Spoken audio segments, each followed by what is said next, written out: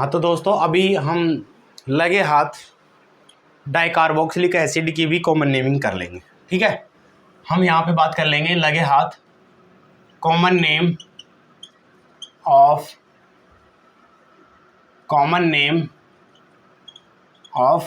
Dicarboxylic acid.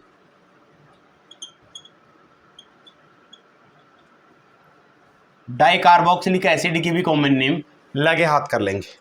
देखो इसको dicarboxylic common naming के लिए ट्रिक याद कर लेना। ठीक है, एक ट्रिक के माध्यम से हम डाइकार्बोक्सिलिक एसिड की कॉमन नेमिंग रट लेंगे। ठीक है, ये रट्टा मार नेमिंग समझ लेना। इसको एक जनरल फॉर्मूला बनाते हैं यहाँ पे।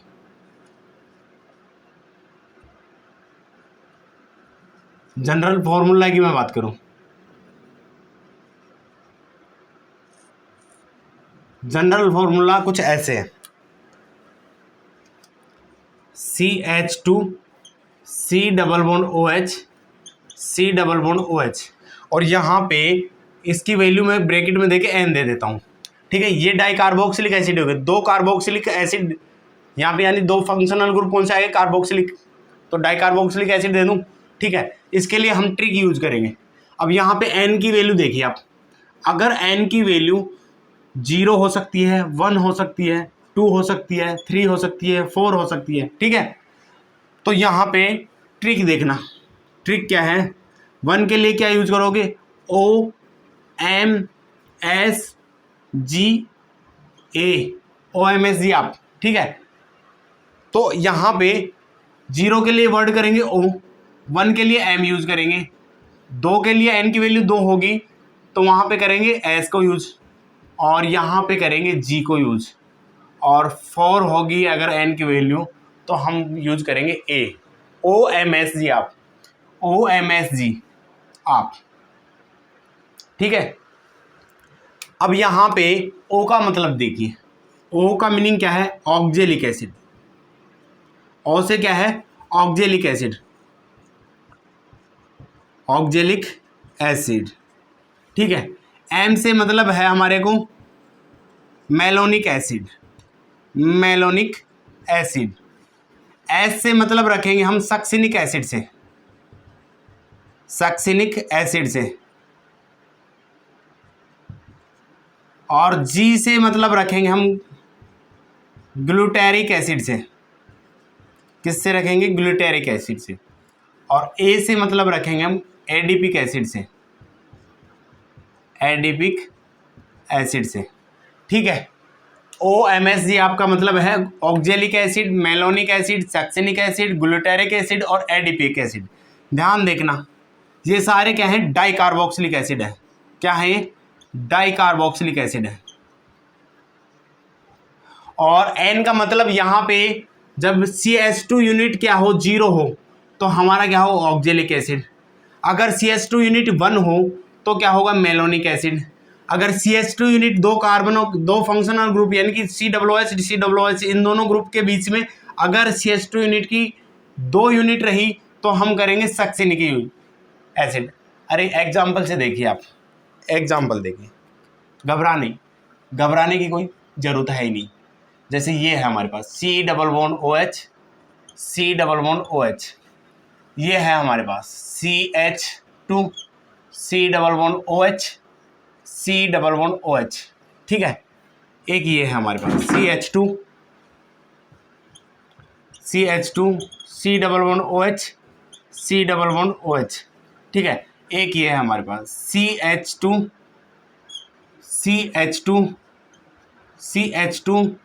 C double bond OH C double bond OH। समझ पाएंगे, इन 4 एग्जाम्पल के माध्यम से हम समझने की कोशिश करेंगे।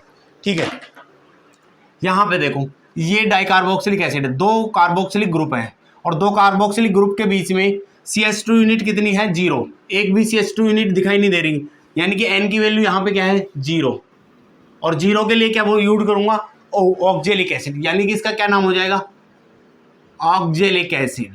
क्या बोल दूंगा मैं इसको, ऑक्जेलिक एसिड। ये रटने की ट्रिक है। ठीक है, रटने की ट्रिक है ताकि आप रट सको कि ये वाला ये वाला जो डाइकार्बोक्सिलिक एसिड है इसका नाम क्या रहेगा, ऑक्जेलिक एसिड। ठीक है, ऐसे ही अगर N की वैल्यू 1 आती है, यहाँ पे देखो दो कार्बोक्सिलिक ग्रुप के बीच के अंदर ये एक CH2 यूनिट है। एक CH2 यूनिट के लिए हम क्या यूज करेंगे, मेलोनिक एसिड, यानी कि N की वैल्यू कितनी हो जाएगी, इन दो के बीच में N की वैल्यू यानी N बराबर 1 हो जाएगा। और जब 1 है तो 1 के लिए कौन सा यूज करूंगा, M, और M से क्या मतलब है, मेलोनिक एसिड, मेलोनिक एसिड। ठीक है, क्या हो जाएगा ये हमारा, इस डाइकार्बोक्सिलिक एसिड का नाम क्या हो जाएगा, मेलोनिक एसिड। ठीक है, ऐसे ही यहाँ पे देखो 1 और 2, N बराबर क्या है 2, 2 CH2 यूनिट पाई जाती है दो कार्बोक्सिलिक ग्रुप के बीच में, तो 2 CH2 यूनिट के लिए हम क्या यूज करेंगे, S। ठीक है, S से मतलब सक्सिनिक एसिड, इसका क्या नाम हो जाएगा, सक्सिनिक एसिड, सक्सिनिक एसिड। कौन सा डाइकार्बोक्सिलिक एसिड है, सक्सिनिक एसिड। यहाँ पे देखो 1 2 3, यानी कि N की वैल्यू कितनी है 3, और 3 से क्या मतलब है, G से, G का मतलब ग्लूटारिक एसिड। इस डाइकार्बोक्सिलिक एसिड का क्या नाम हो जाएगा, ग्लूटारिक एसिड। क्या नाम हो जाएगा, ग्लूटारिक एसिड। ठीक है, ऐसे ही अगर N की वैल्यू 4 आ जाएगी तो एडिपिक एसिड हो जाएगा। एडिपिक एसिड की आप स्ट्रक्चर खुद से बना लेना। ठीक है, ये इस तरीके से हम डाइकार्बोक्सिलिक एसिड के कॉमन नेमिंग दे पाएंगे। ठीक है, अब हम बात करेंगे आगे एसिड डेरिवेटिव्स की, common name of acid derivatives.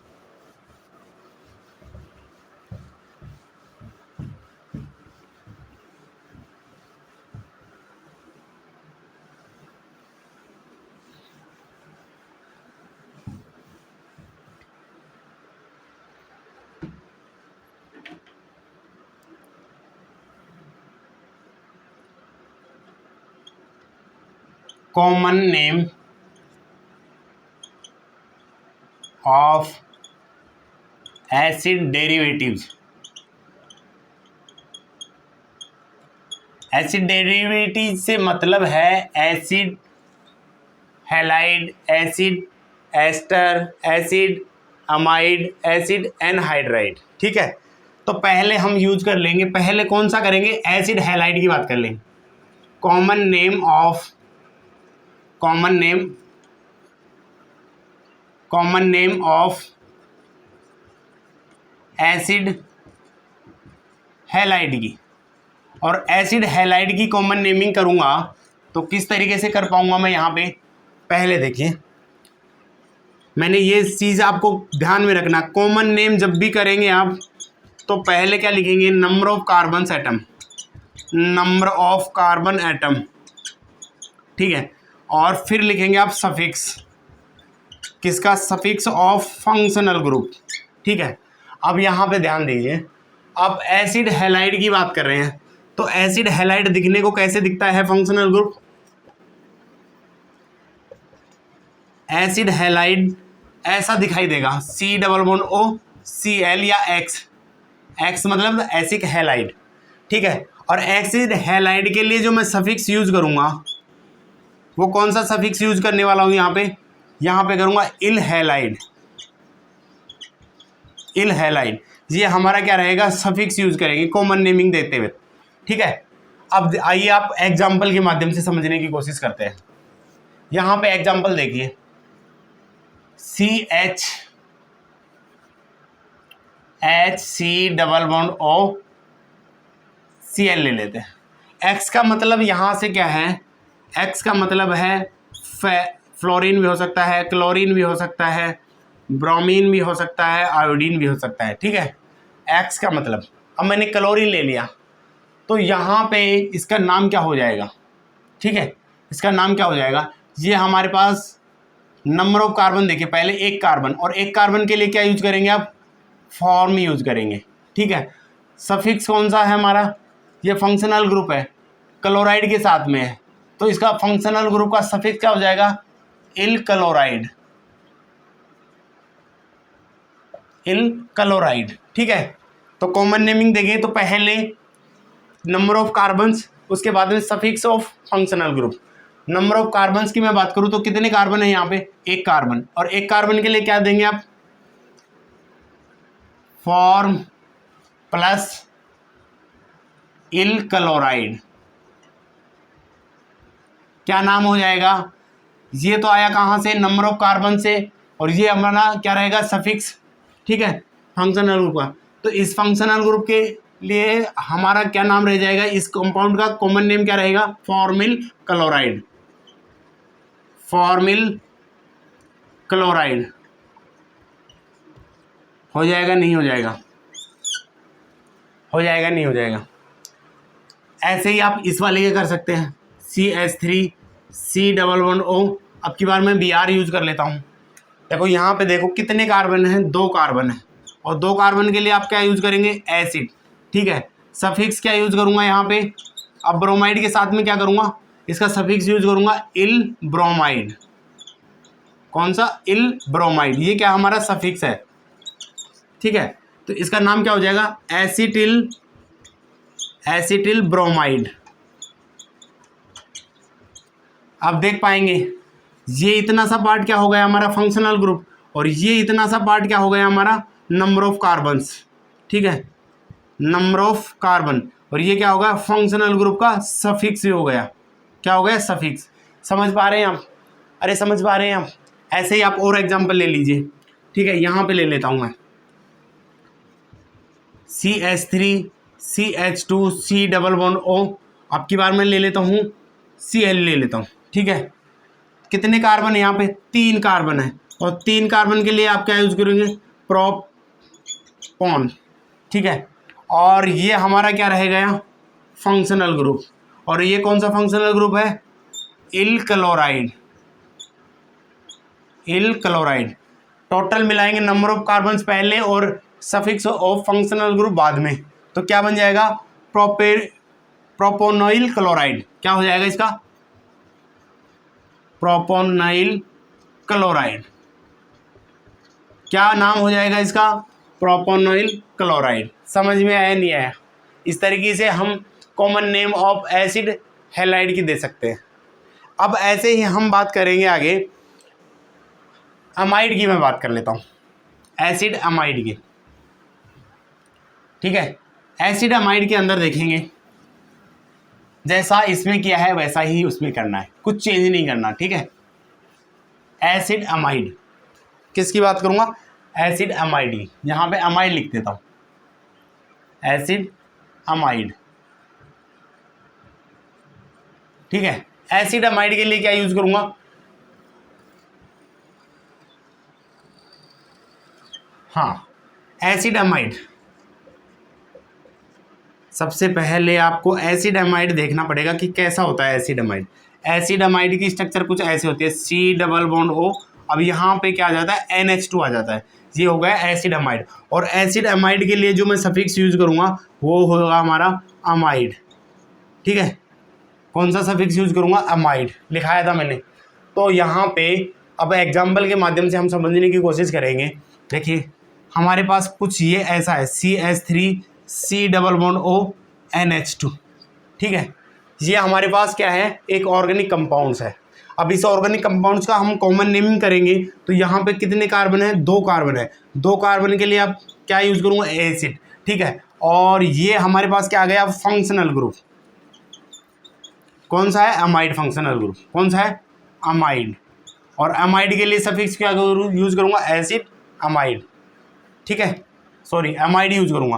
तो इसका नाम क्या हो जाएगा, क्या नाम हो जाएगा इसका, पहले लिखेंगे नंबर ऑफ कार्बन्स, फिर लिखेंगे suffix of functional group. Suffix of functional group, ये फंक्शनल ग्रुप का क्या है, सफिक्स है। तो इसका नाम क्या हो जाएगा हमारा, इसका नाम हो गया एसिडामाइड। एसिटामाइड, क्या बोल दूं, एसिटामाइड बोल सकता हूँ, नहीं बोल सकता। ऐसे ही आप देख पाएंगे यहाँ पे HC+O इसके लिए क्या यूज करेंगे, देखो 1 कार्बन है, 1 कार्बन के लिए हम यूज करेंगे फॉर्म। ठीक है, और सफिक्स क्या यूज करूँगा मैं, यहाँ पे सफिक्स की मैं बात करूँ तो सफिक्स यूज करूँगा अमाइड। क्या यूज करूँगा, अमाइड। पहले लिखेंगे नंबर ऑफ कार्बन्स का वर्ड और फिर लिखेंगे सफिक्स ऑफ फंक्शनल ग्रुप। तो इसका नाम क्या हो जाएगा, इसका नाम हो जाएगा फॉर्मामाइड। फॉर्मामाइड हो जाएगा, नहीं हो जाएगा। ऐसे ही आप यहाँ पे देखेंगे HC+O। अब इसका नाम बता दिए CH3। अब यहाँ पे देखिए ये इतना सा पार्ट क्या है हमारे पास, ये अमाइड ग्रुप है। ये क्या है, अमाइड ग्रुप है। कौन सा है? अमाइड। कुछ नहीं किया हमने, 2 हाइड्रोजन की जगह 2 मिथाइल ग्रुप लगा दिया। अब यहाँ पे क्या है हमारे पास? ये वाला ग्रुप कौन सा है? Methyl group. इसका क्या नाम है? Methyl group. ठीक है, मिथाइल। अब इसका नाम देंगे तो कैसे देंगे? अब पहले देखो, इसका नाम देंगे N N methyl, N N di, 2 same है, N N die methyl, N N die methyl. ये हो गया हमारा क्या? सब्सटीट्यूएंट। अब यहाँ पे देखेंगे number of carbons. Number of carbons कितना है? 1 कार्बन है, और 1 कार्बन के लिए लिखूंगा मैं फॉर्म। ठीक है, फॉर्म क्या है? सफिक्स क्या लिखो? Amide, formamide, formamide. समझ में आया नहीं आया? N N di methyl formamide, और इसी को बोलते हैं डीएमएफ। डीएमएफ शॉर्ट फॉर्म होती है डीएमएफ। डी यहाँ से आ रहा है, एम मिथाइल से आ रहा है, और एफ फॉर्मामाइड से आ रहा है। डीएमएफ, जो कि एक पोलर एप्रोटिक सॉल्वेंट होता है। किसके रूप में यूज करते हैं इसको? पोलर एप्रोटिक सॉल्वेंट के रूप में यूज करते हैं डीएमएफ को। समझ में आया क्या? ऐसे ही आप हम दे सकते हैं एसिड एनहाइड्राइड की। ठीक है, एसिड एनहाइड्राइड के लिए आप क्या यूज करेंगे? एसिड एनहाइड्राइड,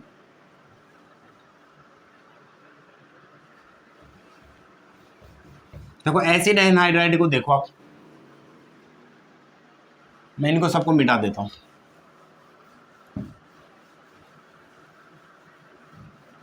कुछ नहीं करना, बस थोड़ा चेंज करना है, बाकी सब सेम होता है।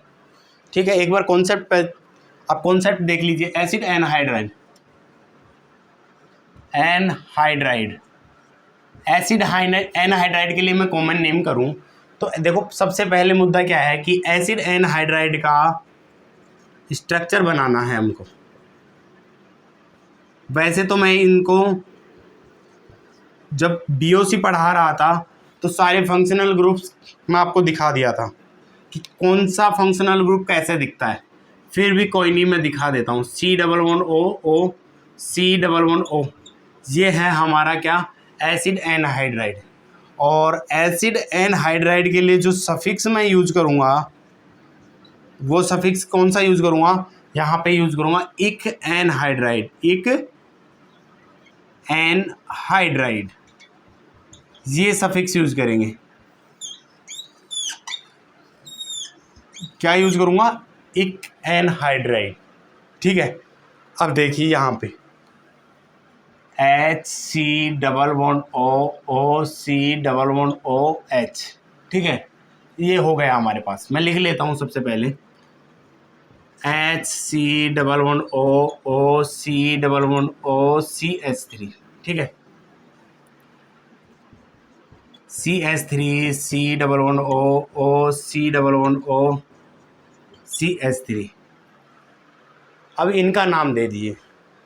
कैसे देंगे इसका नाम? कैसे देंगे? सबसे पहले नंबर ऑफ कार्बन्स लिखिए। नंबर ऑफ कार्बन्स देखो यहाँ पे, देखो ये क्या है? 1 कार्बन के लिए, 1 कार्बन के लिए क्या हो जाएगा इसका नाम? 1 कार्बन मतलब फॉर्मिक, फॉर्म क्या नाम हो जाएगा इसका? यहाँ पे दे दो, फॉर्म प्लस इक anhydride, formic anhydride, formic anhydride. 1 carbon है ना? अरे दोनों तरफ 1 कार्बन काउंट करना है, इसका मतलब 1 कार्बन है। दोनों को 2 कार्बन काउंट नहीं करना है ना, इसको करना है फॉर्मिक एनहाइड्राइड, यानी कि ये भी 1 कार्बन से, ये भी 1 कार्बन से।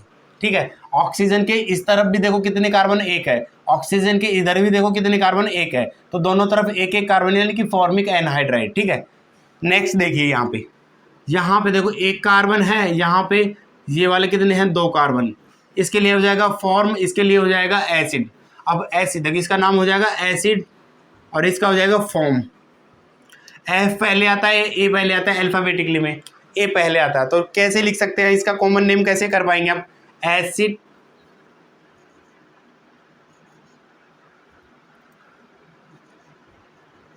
एसिड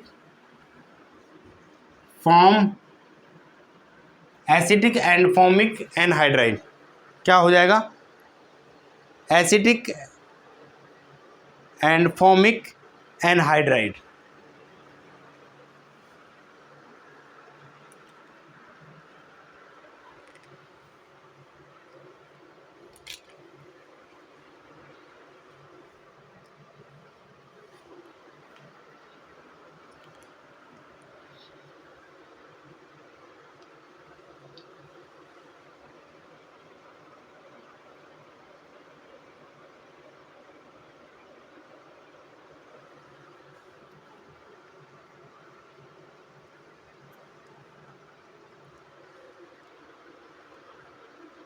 अच्छा, क्या नाम हो जाएगा इसका?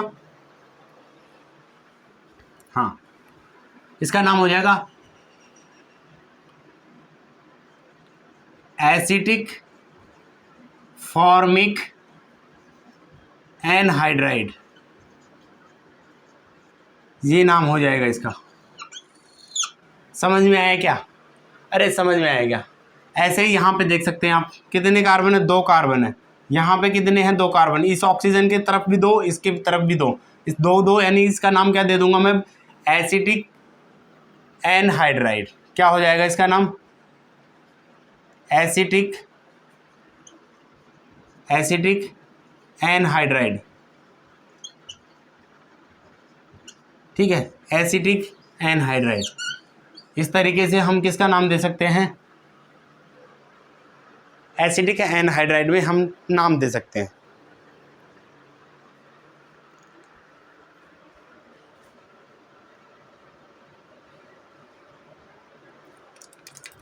इसके बाद में हम बात करेंगे, इसके बाद में हम बात करने वाले हैं एसिड। देखो उसका देखेंगे, acid ester. Acid ester last है हमारा acid acid ester. Acid derivatives में लास्ट है ना हमारा एसिड एस्टर।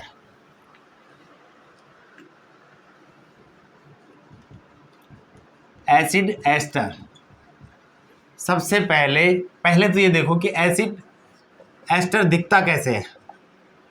एस्टर दिखेगा ऐसा, C+O और यहाँ पे लगा होगा R, यानी कि कोई कार्बन लगा होगा।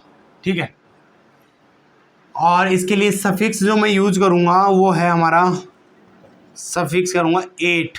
कौन सा यूज करूँगा? 8। और जब भी एसिड के लिए आप नेमिंग करेंगे कॉमन नेम, तो ध्यान दीजिए ऐसा करना है। इसका कॉमन नेम तो यहाँ पहले क्या करेंगे? कार्बन से इधर क्या है? एल्किल ग्रुप लगा होगा। क्या है? Alkyl group. तो पहले क्या लिखेंगे? Alkyl group, alkyl. फिर उसके बाद में क्या करेंगे? नंबर ऑफ कार्बन एटम, और फिर हम यूज करेंगे सफिक्स ऑफ फंक्शनल ग्रुप। ठीक है, इस तरीके से एस्टर के अंदर नेमिंग करने वाले हैं हम। ये सीक्वेंस रहेगा हमारा एस्टर के अंदर नेम करने का। एग्जाम्पल से देखिए आप, जैसे ये है हमारे पास COOCH3। अब इसके अंदर हम जब नेमिंग करेंगे तो सबसे पहले एल्किल ग्रुप कौन सा है? यहाँ से आ रहा होगा एल्किल ग्रुप। ये एल्किल ग्रुप यहाँ से आ रहा होगा। ठीक है, इसको कार्बन, नंबर ऑफ कार्बन्स में काउंट नहीं करना। पहले देखो ये क्या है? हमारा एल्किल ग्रुप है। कौन सा ग्रुप है? मैथिल। कौन सा है? मैथिल। ठीक है, और यहाँ पे मैं बात करूँ तो कार्बन कौन सा है? 1 कार्बन, और 1 कार्बन के लिए यूज करूँगा फॉर्म। क्या यूज करूँ? फॉर्म यूज करूँगा। ठीक है, तो इसका नेमिंग करेंगे सबसे पहले कैसे? Alkyl group. एल्किल बोले तो मैथिल। क्या नाम हो जाएगा इसका? इसका नाम करो तो Maithil plus number of carbons कितने हैं? एक के लिए मैथिल, एक कार्बन के लिए फॉर्म, और सफिक्स क्या यूज करूंगा यहाँ पे? 8। कौन सा सफिक्स यूज करूंगा? क्योंकि एस्टर है, एस्टर के लिए क्या करूंगा? 8।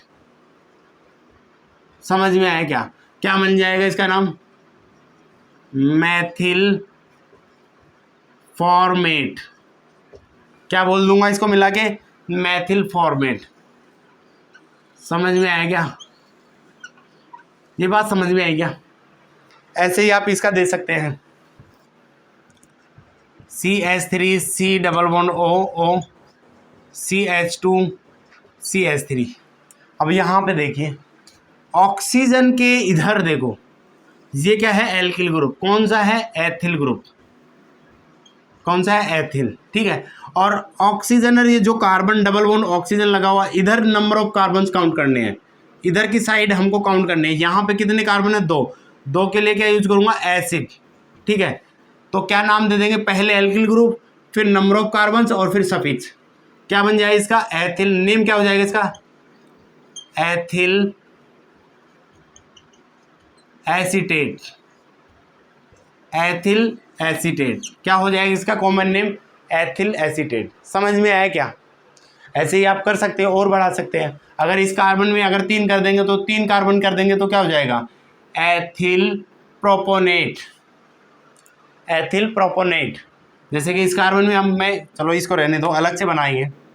यहाँ पे कर लेता हूँ CH3 CH2 C double bond O और यहाँ पे लग लेता हूँ मैं क्या? CH3 लगा देता हूँ। अब क्या हो जाएगा इसका? मैथिल। ये क्या हो गया? मैथिल ग्रुप है। मैथिल 3 कार्बन के लिए प्रोपोन और 8 लगा लूँगा सफिक्स के लिए, एस्टर के लिए। क्या नाम हो जाएगा इसका? मैथिल प्रोपोनेट। क्या हो जाएगा? मैथिल प्रोपोनेट। ये क्या हो जाएगा इसका? एस्टर का क्या हो जाएगा? Common naming. एस्टर की कॉमन नेमिंग इस तरीके से कर सकते हैं। ये बात हो गई हमारे केस में पार्ट ए, और ये कंप्लीट हो गई पार्ट बी की। ठीक है। अब इसके बाद में हमने बात की थी कि साइनाइड और आइसोसाइनाइड के अंदर कि जब हम दोनों में ही यूज कर रहे थे, साइनाइड पार्ट ए में भी कर रहे थे, साइनाइड पार्ट बी में भी कर रहे थे, ऐसे ही आइसोसाइनाइड पार्ट ए के अंदर भी यूज कर रहे थे और ऐसे ही पार्ट बी के अंदर यूज कर रहे थे। ठीक है। तो उसकी करेंगे हम naming of cyanide and isocyanide की।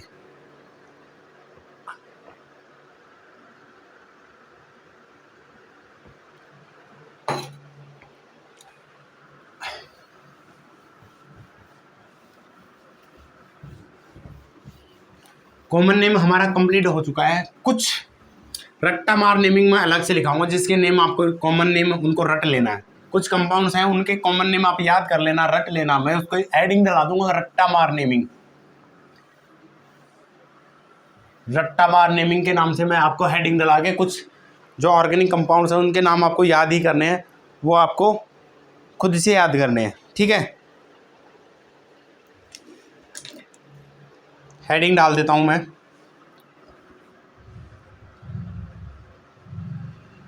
Common name of cyanide and isocyanide. ठीक है। साइनाइड और आइसोसाइनाइड की मैं बात करता हूँ। सबसे पहले मैं यहाँ कर लेता हूँ साइनाइड की। साइनाइड की मैं बात कर लेता हूँ। साइनाइड में देखो पार्ट ए और पार्ट बी में करते हैं। जब वे इंक्लूड करते हैं इसको पार्ट ए के अंदर, पार्ट ए, और जब बात करेंगे हम पार्ट बी के अंदर, यानी कि पार्ट ए के अंदर हम क्या कर रहे थे, यहाँ पे रेडिकल डिपेंडेंट बात करेंगे। रेडिकल डिपेंडेंट होते हैं, और जब रेडिकल इंडिपेंडेंट होंगे तो हम कैसे करेंगे? रेडिकल इंडिपेंडेंट होंगे तो हम कैसे नेमिंग करेंगे? ठीक है। पहले देखिए, जब रेडिकल डिपेंडेंट होते हैं पार्ट ए के अंदर, जैसे कि ये वाला है CH3CN, ये साइनाइड हो गया हमारे पास। रेडिकल डिपेंडेंट में यानी कि रेडिकल को डिपेंड करेंगे। अब यहाँ पे पार्ट ए में जब आप रेडिकल डिपेंडेंट में करो तो साइनाइड के सी को इंक्लूड मत करो, ठीक है। ये वाला हमारा क्या हो जाएगा, रेडिकल हो जाएगा। क्या हो जाएगा, रेडिकल हो जाएगा। और इस रेडिकल का नाम क्या हो जाएगा, मैथिल। क्या नाम हो जाएगा, मैथिल।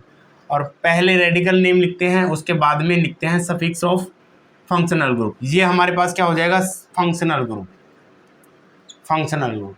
और इस साइनाइड के लिए, फंक्शनल ग्रुप के लिए हम कौन सा सफिक्स यूज करेंगे, इसका नाम यूज करेंगे साइनाइडी। क्या नाम यूज करेंगे, साइनाइडी यूज करेंगे। क्या यूज करेंगे, साइनाइडी वर्ड यूज करेंगे। तो मैथिल प्लस साइनाइड,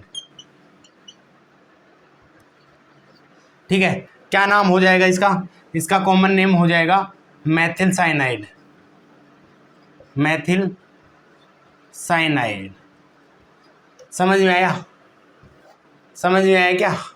अब देखना ऐसे ही अब इसका करेंगे। जब आप सेम कंपाउंड ये ले लीजिए CH3CC111N, यानी कि इसको CN ही लिख देते हैं, ठीक है। अब यहाँ पे क्या होता है कि रेडिकल इंडिपेंडेंट हो रहा है। अब जब रेडिकल इंडिपेंडेंट होता है तो साइनाइड के C को हम इंक्लूड करेंगे। अब यहाँ पे ये 1 और ये 2, कितने कार्बन है टोटल, यहाँ पे 2 कार्बन है। और 2 कार्बन के लिए क्या यूज करेंगे हम, 2 कार्बन के लिए यूज करेंगे एसिड।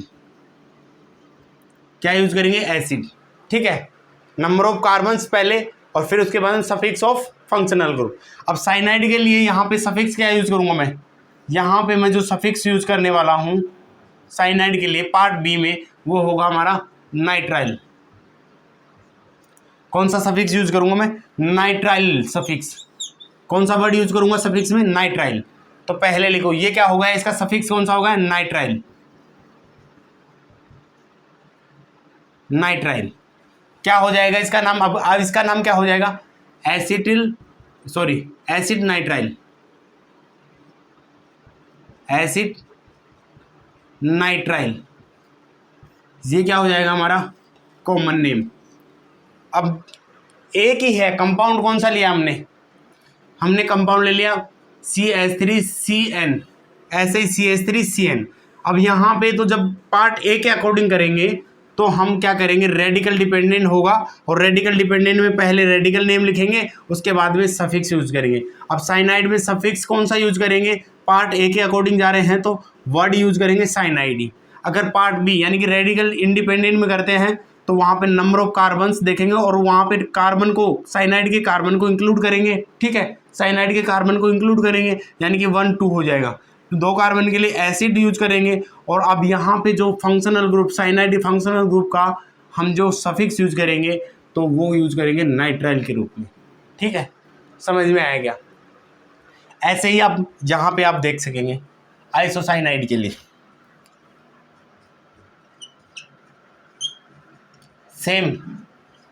सेम है एज आइसोसाइनाइड। आइसोसाइनाइड में मैं बात करता हूँ, ऐसा है CH3N111C। ये हमारे पास कोई कंपाउंड है आइसोसाइनाइड, और इसको नेमिंग करेंगे हम जब दोनों में ही यूज कर रहे थे, पार्ट ए और पार्ट बी के अकॉर्डिंग। किसके अकॉर्डिंग, पार्ट ए और पार्ट बी के अकॉर्डिंग, ठीक है। पार्ट ए रेडिकल डिपेंडेंट, यानी कि इसमें बात करूंगा रेडिकल डिपेंडेंट की, और यहां पे बात करूंगा इंडिपेंडेंट, रेडिकल इंडिपेंडेंट।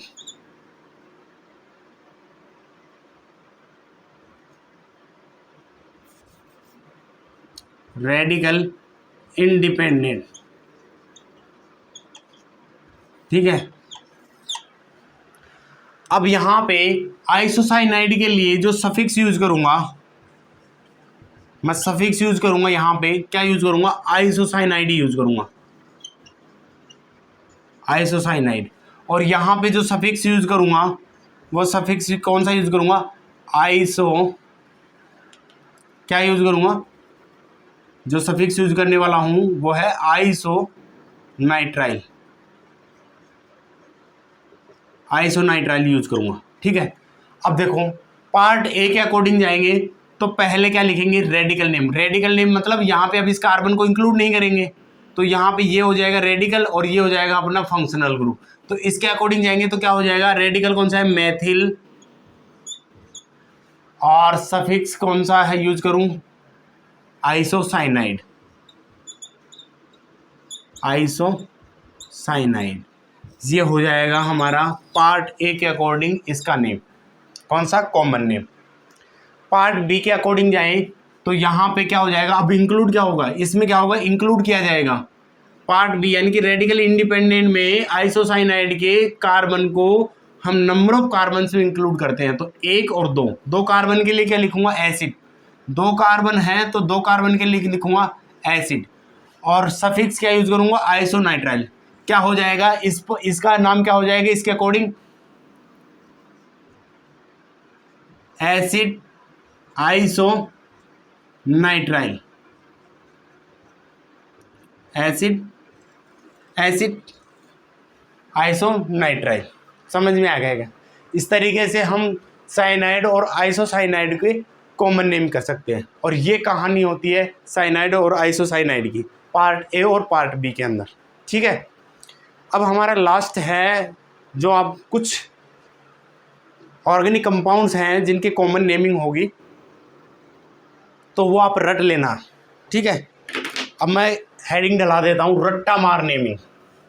क्या, रट्टा मार नेमिंग। आप इसको रट लीजिए, क्या कर लीजिए, रट लीजिए।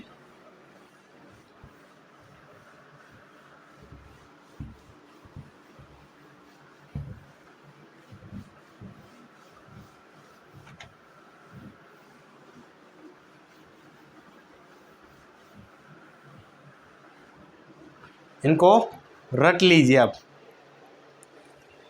रट्टा मार नेमिंग। क्या हेडिंग दे दूं मैं, रट्टा मार नेमिंग।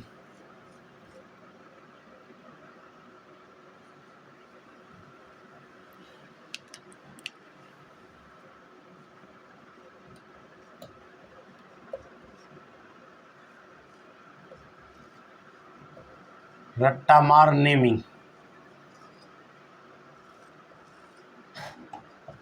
ठीक है, अब कुछ कंपाउंड्स में लिख रहा हूं और उनके नेम देख लेना आप।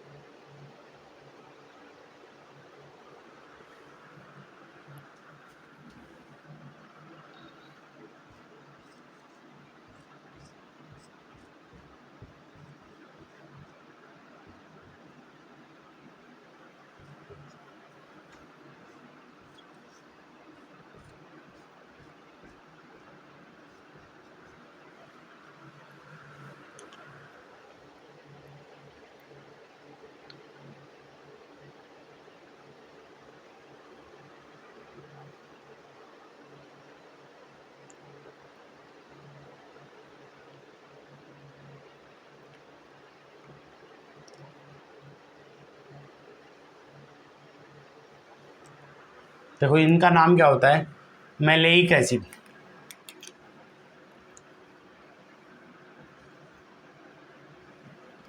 इसका नाम क्या होगा, मैलेइक एसिड।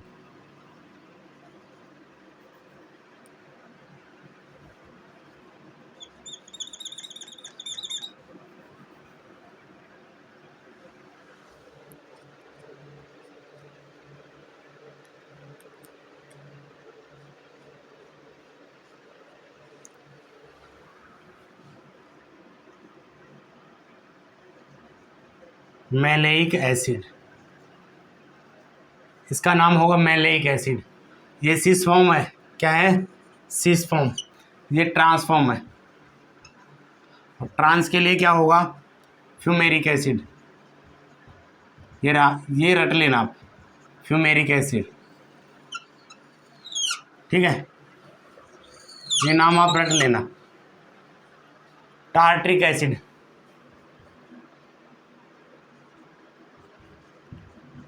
टार्ट्रिक एसिड, इसका नाम होता है लैक्टिक एसिड।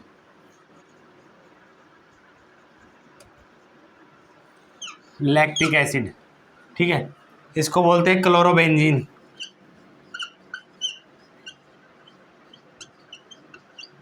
क्लोरोबेंजीन, इसका नाम होता है बेंजीन। इसका नाम होता है टोलोइन। इसका नाम होता है क्युमलीन।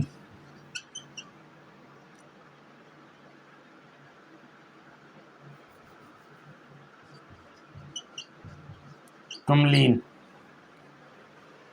क्या होता है, क्यूमिलीन। अच्छा क्यूमीन, सॉरी क्यूमलीन नहीं, क्यूमीन। और इसका नाम होता है एनिसोल। क्या होता है, एनिसोल, इसको बोलते हैं एनिसोल। अच्छा, इसका नाम होता है एसिटोफिनॉन। एसिटोफिनॉन, इसको बोलते हैं बेंजोफिनॉन।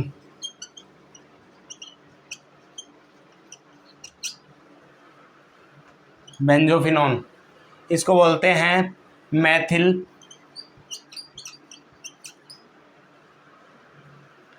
बेंजोएट। बेंजोएट, क्या बोलते हैं, मैथिल बेंजोएट।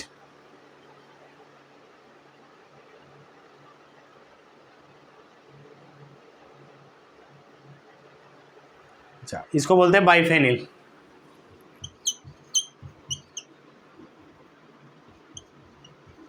बाइफेनिल, ठीक है, और इसको बोलते हैं बेंजोइक एसिड। बेंजोइक एसिड, इसको बोलते हैं benzoic nitrile. Benzonitrile, benzonitrile, क्या बोलेंगे, बेंजो नाइट्राइल। Banjo nitrile. तो ये कुछ कॉमन नेम हो गए हमारे, जो आपको रटना है, ठीक है। ऐसे ही अगर बेंजीन पे, और यहाँ पे दिखा देता हूँ, जो भी रह गए उनको और लिखा देता हूँ। बेंजीन पे अगर NH2 ग्रुप लग जाए तो इसको बोलते हैं एनिलीन। एनिलीन, अगर बेंजीन रिंग पे एल्डिहाइड ग्रुप लगा दें CCHO, तो इसका नाम हो जाता है बेंजेल्डिहाइड।